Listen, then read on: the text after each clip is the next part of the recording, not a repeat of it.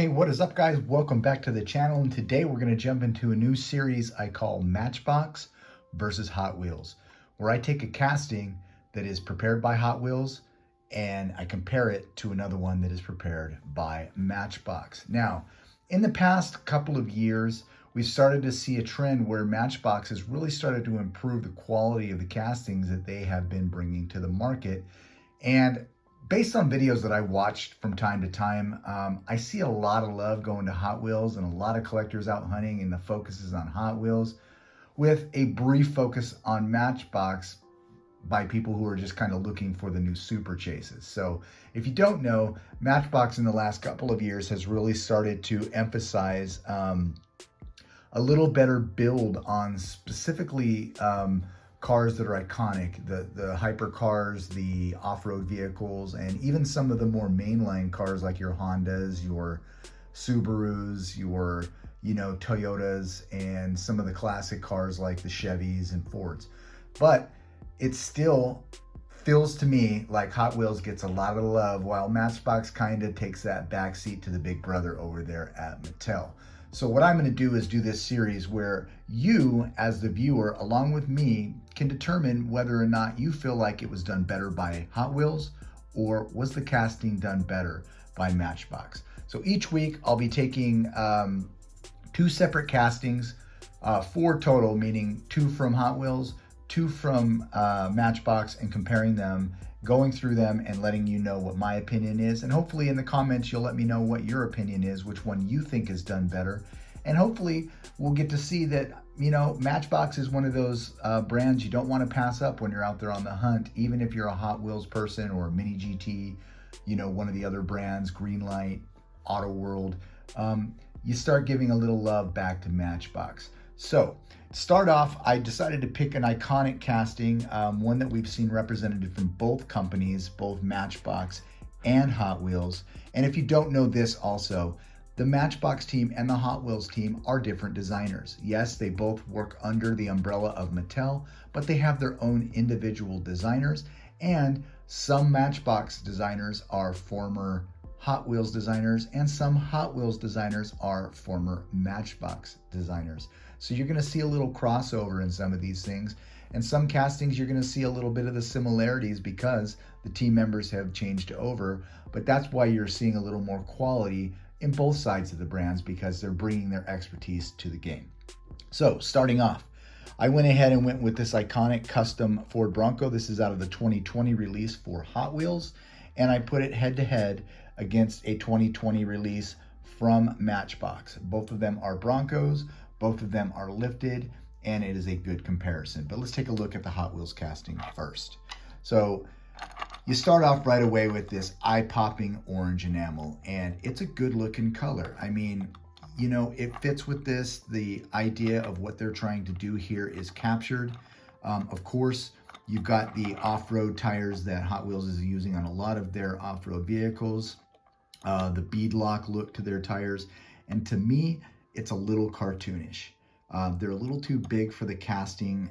It's a little exaggerated. Now, coming around the vehicle itself, the body of this vehicle is 100% die-cast. So die-cast all the way to the front, so all of the grille features are in there in the die-cast.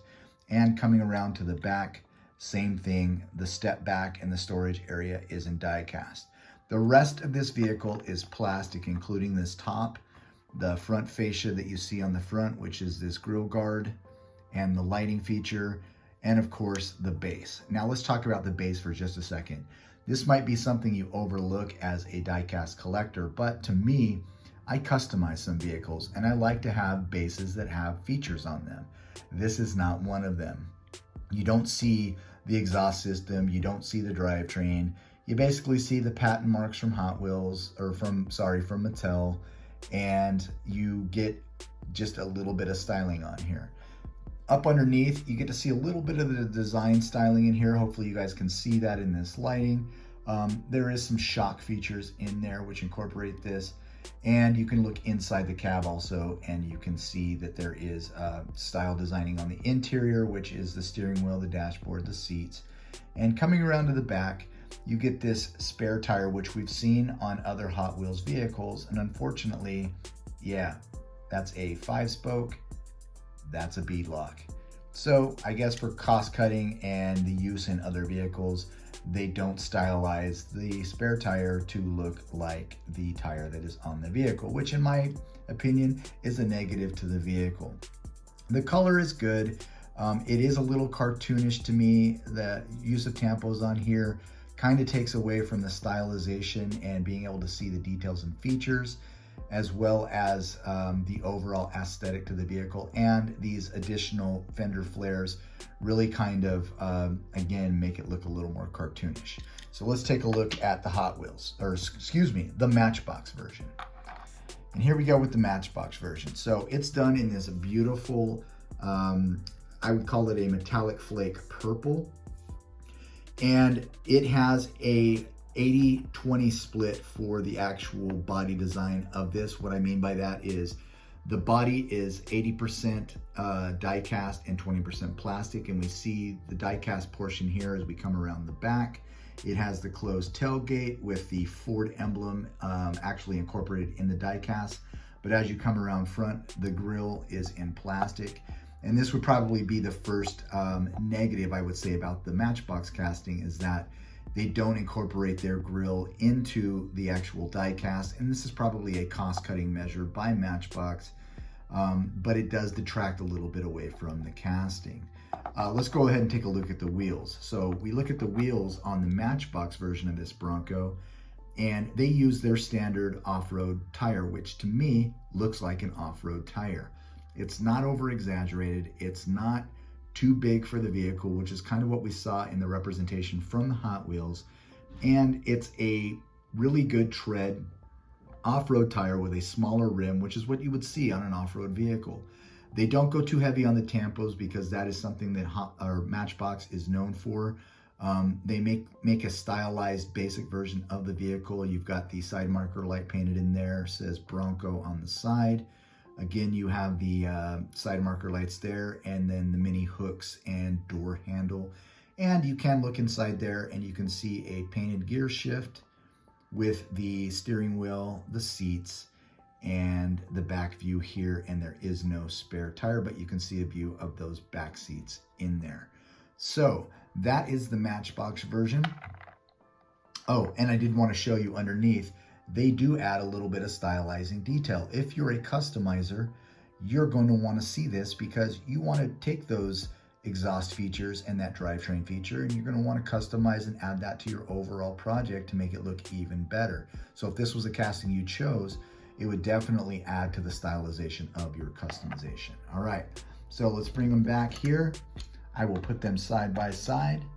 Based off features, based off overall aesthetic, and based off the look and what they're trying to achieve for the reality of the vehicle, I am gonna have to go with the Matchbox. The Matchbox just captures what the Bronco should look like, and even though this one is still recognizable as a Bronco, and I know it is stylized as a custom, I still am gonna lean more towards this guy over here. All right, let's move these two out of the way. Now, this next matchup, this was a little tougher for me to determine because they are very close. They are both done very well, and they are both in the same paint palette. So this time we'll go ahead and we'll start with the Matchbox. And the casting I went with for this one is the Koenigsegg Gemera. Now, this is a new casting for 2023 for the Matchbox team. You'll see it in the first wave of the Matchbox castings, along with the Porsche Spider and I believe the 720 McLaren. Really nicely done. You can see that they used a nice metal flake silver on this, and of course their iconic Matchbox 5 spokes, which to me, this is the closest wheel you will see to the iconic JDM TE37 done by Volk. And if you're just trying to customize on a budget and you want to put a good set of wheels on a JDM car, this one is perfect. They can be painted, they can be modified to look just like the TE37, and it's great. But we're talking about the Koenigsegg. So they do a nice job with the casting on this. We can see that they add the three-dimensional features in here like you would see on the actual Gemera. And because they don't use a lot of tampos, they're able to use the rest of that budget to add on the stylization of the rear tail lights, the little Koenigsegg emblem there on the back with Koenigsegg tampos put into the splitter back there. They have a rear diffuser which is incorporated into the base, and coming around to the front we see beautiful headlights, another Koenigsegg emblem, and then that front splitter there. As you can see all the way through into this vehicle, which has a yellow interior. Coming up to the top, we're able to see through the split window on the top all the way into the back, and if you can see that, you can see those NOS bottles. And of course there is a back seat in this hypercar because this is the first production car that allows you to have passengers in a vehicle that travels over 200 miles per hour. So there is the Matchbox representation of the Koenigsegg Gemera. Now, let's take a look at what the Hot Wheels team did. So, same color setup, gray, and they went with more of a gray enamel, no flake in this, so just their basic dark gray. Looks a little lighter in this video than it actually is. It's more of a darker gray, but it looks good in this car, and I think it captures a lot of the body lines the same way as we saw in the Matchbox. Again, you can see the 3D representation of the casting itself right here. You see the Gemera tampo there on the side. Coming around to the front, we're able to see the beautiful headlight details, and again, they were able to get the emblem incorporated into their casting. Front splitter, which is incorporated into the base, and coming around the back, a little clearer view of what the taillights look like on a Gemera. They were done a little bit better here, I think, by the Hot Wheels team. No Koenigsegg tampo there on the back, but they do have the emblem up here at the base of the window. Coming back to the front, again, we can look through the vehicle just like we did in the Matchbox version. You can look through and see the seating, the dashboard. It's also in a yellow. It's probably representing a beige interior that you might find on this Koenigsegg, and it does have the split window on the top going all the way to the back with the NOS bottles showing through the window. And last but not least, like they do on a lot of their hypercars, Hot Wheels team decided to go with these black 10 spokes, which they're getting a little old. The 10 spoke is getting played out a little bit, and they're really using this as the go-to to go to all of their hypercars and supercars. And so we're seeing this on a lot of vehicles, and I'd like to see a little more variety on that. Their base is plain, and I should probably show you the base also on the Matchbox. It is plain as well, so there is no details in the base casting with drivetrain, exhaust, anything like that. So those are very similar. So let me bring these back up, and we'll put them together again side by side. Again, very similar in color. The castings are very, very close. This was a very tough decision for me to make. Again, I looked at overall aesthetic representation of what we would expect to see if we were seeing a life-size version of the one-to-one Koenigsegg Gemera. But at the end of the day, my pick for the head-to-head matchup between the Matchbox and the Hot Wheels is going to go to the Hot Wheels. And that's just because I feel like the Hot Wheels version gives a better representation. I like the setup. I like how they did this in a very subtle, non-tampo production basic model. I feel like they did better work with their tampos, with the headlights and the tail lights, and that could be a coloring choice as well, where it actually came out better on this gray than it did on the metallic. But overall, I do like the way Hot Wheels did this car, so my choice for this one is going to have to be the Hot Wheels team. Now, what I'd like you guys to do is go down into the comments and let me know, hey, which were your favorites out of the castings? I'll bring the Broncos back over here so you can see them, and I'll put them with their counterparts here, the Koenigseggs. On the left, you have the representations from both Hot Wheels and Matchbox. Matchbox here on the right, and your Hot Wheels choices here on the left.